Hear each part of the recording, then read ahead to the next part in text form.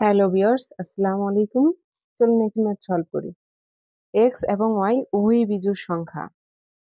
আচ্ছা, এক্স এবং ওয়াই উভয়ই বিজোড় সংখ্যা হলে নিচের কোনটি জোড় সংখ্যা হবে?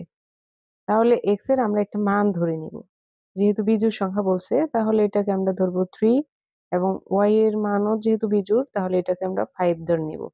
এখন আমরা দেখব যে আহ জোড় সংখ্যা নিচের কোনটি? তাহলে x plus y plus one দেওয়া আছে, তাহলে x plus y plus one হলে মান হবে এক্স এর মান যেহেতু 3 এবং ওয়াই এর মান যেহেতু 5 এবং ওয়ান দেওয়া আছে তাহলে হচ্ছে 8 আর হচ্ছে 9। তাহলে হচ্ছে এটা হচ্ছে জোড় হচ্ছে না। তাহলে আমরা এক্স ওয়াই দ্বারা করব। এক্স এর মান হচ্ছে 3 এবং ওয়াই এর মান হচ্ছে 5, তাহলে 3 5 15, তাহলে এটাও হচ্ছে না। এখন আমরা এক্স ওয়াই যেহেতু নির্ণয় করেছি 15 এর সাথে 2 যোগ করব, তাহলে হচ্ছে 17 আসে।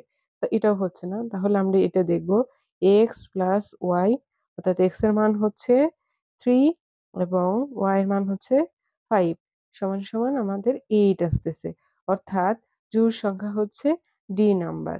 এরকম ভাবে যতই অঙ্ক আসুক না কেন আমরা জাস্ট হচ্ছে এক্স এবং ওয়াই এর মান ধরে সেটা সলভ করে নিব। ধন্যবাদ সবাইকে।